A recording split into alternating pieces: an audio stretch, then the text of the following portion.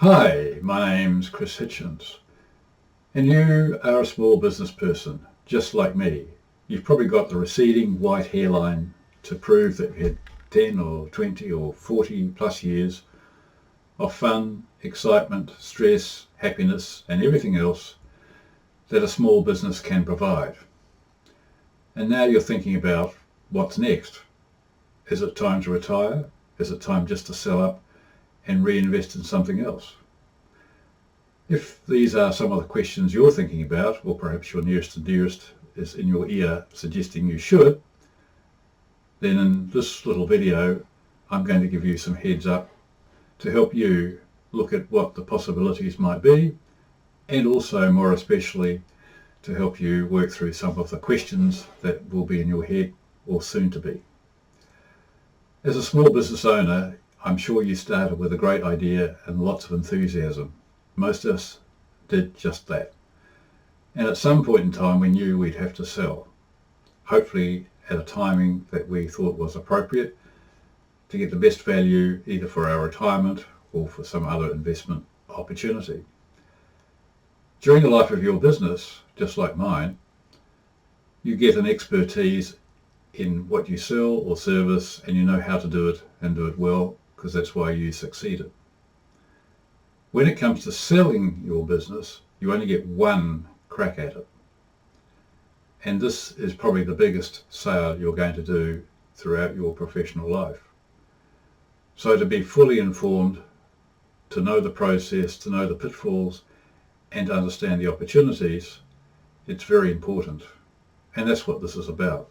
It's to save you falling into the swamp full of alligators and getting mauled in the process, but escaping with only just enough to live, but not to thrive. So let's not go there. For my experiences in the last 40-something years, I've been involved as a owner or director of 4 businesses which have been sold, and they range in sizes from around about 100 people down to just 2. And I have some battle-tested advice, experiences, highs and lows of this whole process, which I'm happy to share with you if you'd like to know about them in advance, to save you some of those situations that we can get ourselves into without really knowing what we are doing. As I said, you only get one chance at this, so do it once, and more especially do it really well, and then you'll be a happy retiree and not be regretting making imprudent decisions when under some perhaps pressure and of course suffering the consequences. But let's go back a step. Are you looking at retiring and having a nice, happy, stress-free life with a good income going forward? Or are you looking at perhaps a new investment? Certainly, when I was a teenager, most people retired at around 65 with a golden watch and a great handshake, and if they lived another 10 years, they were very fortunate. But us baby boomers, we don't do it like that, do we? I'm 73, I've been through 4 businesses, and I'm about to start building a fifth one. I think I'm addicted to it. I just love the idea, the fact that it gets you out of bed every morning, and it's great fun. And of course it brings a range of rewards. I will say, in the last business I just sold, I went and had a 4-year sabbatical, and that enabled me to do that because I practiced 3 times before to get it right. And I'm happy to share what I learned with you so that you don't have to go through it 3 or 4 times learning the hard way. You can learn from me, do it once, do it well, and have a smile on your face, and keep your nearest and dearest happy also. Let's look at the when, the why, the how, the who is going to do this, and how much you're going to get. And this is just an introduction. Let's talk about the when. Most times you'll figure out the right time to be selling. Maybe it's because of your age, your health, business pressures, you've just lost your mojo, you're tired, you're burnt out, or you just want to change. Maybe a lifestyle change, a location change, or even a new business. It doesn't much matter what the reason is, And for that matter, it doesn't much matter when the when is. But what is really important is preparing well in advance. So if you think this year is the year to sell your business, that's fine. And you've got a reasonable amount of time to get the business into a saleable proposition to get the best value. If you can give yourself 3 or 4 or even 5 years, that's even better, because there's a lot of other things you can do to really maximize the value of your business and, of course, get a result that's going to keep you going for much longer. So ideally, a 2 to 3 or 4 year time frame is best, but if it's an urgent need, perhaps health is an issue, or you just have figured out that the end of this year is long enough, let's do it. But you only get one crack at it. So whether it's a few years or 5 years, let's put in place some plans and make sure you get all the money that's due to you and you don't leave some on the table that's unnecessary for the new owner. And of course, there are people involved. Your nearest and dearest might be whispering in your ear, "Hey darling, you've been at this for so long, we've put in long hours, now it's the time to have a reward, a long reward that we really do deserve." Or you might be saying, "I really can't be bothered handling staff issues anymore," or "rules and regulations are changing and I'm spending so much time dealing with that," or health and safety or administration, and I'm no longer really getting the rewards from a personal side, having set up the business as a small one so long ago, but now it's grown quite successfully, and I'm nothing more than a health worker, a social worker, a manager, an accountant, but I'm not actually at the coalface like I used to be.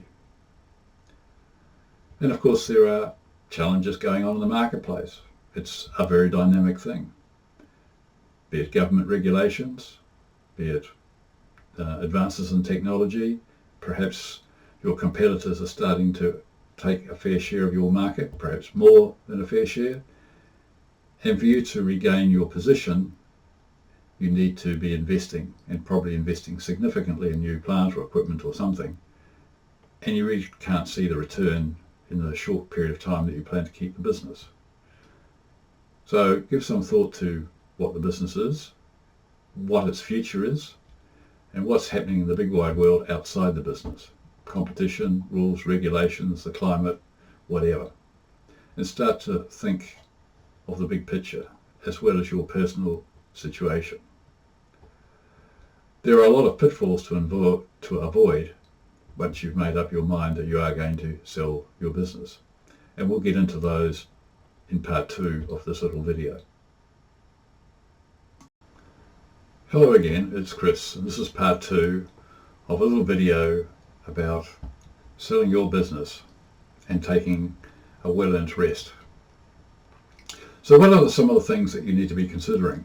Well, obviously there's your personal point of view. As we indicated in part 1, are you just tired, burnt out, or still full of enthusiasm? Are you ready for another challenge? Perhaps you've seen a new opportunity that excites you and you really want to sell your business and take the capital and put it into something different. Whatever the reason, it doesn't much matter at the moment, but so long as you have figured it out and are satisfied in your mind, and of course anybody who has a vested interest such as your family as well. Other things to start thinking about is of course the market, the economy, the political situation, your staff. Some of them who have been there for a long period of time also about to retire, and you're going to lose a lot of trusted employees or valuable employees or employees who know as much about the business as you do. And then you've got to retrain new ones. Is the competition encroaching on your territory, or have they encroached on your territory and taken away some of your business? Or are you seeing a change in the whole business arena? Maybe it's through technology, AI being one example, which is going to have a profound effect on lots of businesses. Also, it could be the fact that you see there's new opportunity, but it requires a considerable investment, and the payback period might be 5 or even 10 years away. So do you want to stump up some capital or go and borrow a significant amount of money, knowing that it's a great investment, but you really aren't going to see the return on it until you're well past retirement age. In addition, there may be something along the lines of you'd like to have a sabbatical while you're still fit and active, but keep the business. So start thinking about some of these issues, and we will work our way through them together. By way of introduction, as I said, I'm 73 and have been through 4 business creations and sales over the last 40-something years, and I've learned quite a lot about not only small business, but how to sell them. As a result, we have established a consultancy mentorship called My Exit Advisor. And if you are interested, down below this video there'll be some information about what we do and the sort of services that you might find helpful, be it just as somebody to talk to who's independent, not part of your family, not part of your business, and just to bounce ideas off. And by way of background, I've had businesses in New Zealand, Australia and overseas, and I've lived and worked in 4 or 5 countries as well, so I'm quite well versed in lots of things. The next part is going to be a little bit about some of the strategies that you need to be thinking of and perhaps implementing, depending on what your business does and what your what your end goal is going to be. So stay watching for part 3. Hello again, this is part 3 and this is Chris.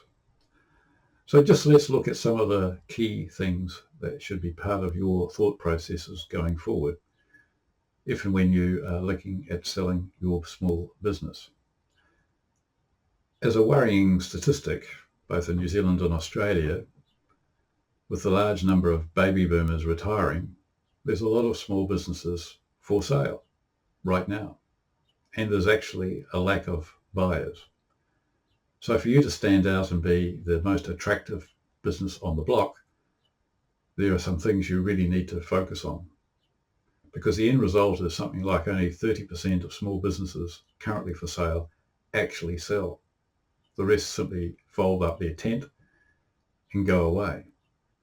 And the loss to the community and the loss to your back pocket, if that's the case for you, is significant. So don't let it be the situation that you find yourself in, because too much life and not enough money really sucks. So don't go there. So let's work on this together. So a couple of thoughts to help you start focusing on some aspects of what's ahead of you and what you need to be thinking about. So the first thing most people are going to think about is, well, what's the value of my business? Now you may look at it and say it's worth 100,000, 5 million, or anything in between. The question is, that's what you think it's worth. Of course, your accountant will come at it with a different point of view based basically on earnings and profitability and a few other things, which is well and good. However, the value to a buyer may be very different to what you think it's worth. So the first thing we have to do is increase the value to your one and only buyer so that in his eyes, it's well worth him investing in your business from his point of view, not yours. Remember that. It's vital. That leads us on to a couple of other things. You need to get your house in order, meaning the business has to be packaged up and ready to sell. So things you might want to look at are staff training, manuals for activities, procedures, health and safety is up to date.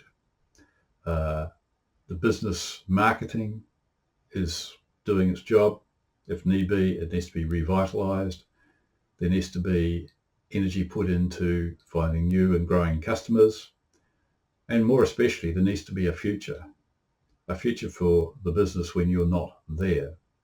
So when you leave, if all the knowledge walks out the door, then that's a very different future to if you have 3 or 4 senior people who could actually run the business in your absence. These issues are extremely important. And as I said at the beginning of this part, Having your business attractive to the new buyer is the most important aspect of all, because they're going to be looking at a business that's profitable, well run, well managed, and has got a future, because they're going to put their time, energy, and more especially money into it, and they will also want to see a return. So there's a lot to be thought about, and we can help you work through those important aspects, be as a mentor or a coach or however you choose. And part of that also is crossing a lot of T's and dotting a lot of I's. And as I said, this covers things from corporate affairs, health and safety, training, and so forth. Now let's look at your customers. What are they going to say when you tell them one day you've sold the business and Fred has just bought it? Are they going to get a shock? Are they going to be looking forward to it? Will they still remain loyal customers? Another important aspect. And then, of course, what about your staff? Are you just going to walk into the staff room one Monday morning and say, hey guys, here's John. He's just bought the business. I've sold up. I'm leaving on Friday.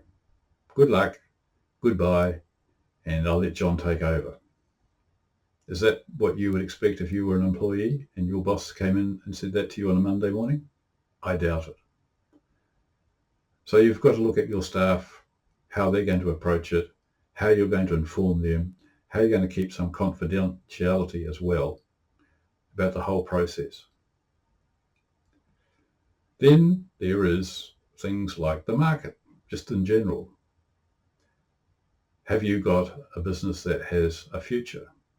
Are there new products or services that you have introduced recently or know about and can or could introduce that will lift the value of your business and more especially the sale price over the next year or two? And if you have, should you keep the business going until then? Market trends are important. Are you in a business or an industry that's growing? For argument's sake, I'm sure you're not in the video rental business because that's pretty much died. But what industry are you in? Artificial intelligence is something that I've become aware of in the last 2 years, and it's going to have a very significant impact on a lot of our businesses, mostly positive, but we have to be open to it and see how it's going to produce the results that we expect and not blindside us or bury us, or in fact allow our competition to get ahead of us and simply kill us off because we were behind the 8 ball for too long and didn't pick up the challenge and run with it. A couple of other thoughts. The things that might want to be part of your considerations, of course, are your family. What pressures are they putting on you? What suggestions, what expectations they have? Are you going to be able to do or carry out all the things, having sold the business, that they're dreaming of? Because that's also pretty important. Once you get through the aspects of putting the business together and making sure it's very saleable and it's going to be attractive to that one buyer who actually really wants your business at a price you're happy to part with. So this is just an introduction. Down below, there are more details of what we can do to help you, to guide you, to mentor you at any level that you would like, be it just a peripheral, how are you going conversations every now and again, through to some fairly substantial support documentation and guidance. The choice is yours. I just leave you with one thought. It's a buyer's market. You're selling. You get one crack at this. And from my experiences, it's a tricky one to get your head around if you haven't done it before. So don't wing it. Get some advice, and we're here to help you should you wish to avail yourself of our knowledge, understanding, and experiences. Battle-tested though they be, they could save you a lot and in fact build you a much better nest egg than you thought possible. Thank you, and I look forward to working with you if you would like to contact us.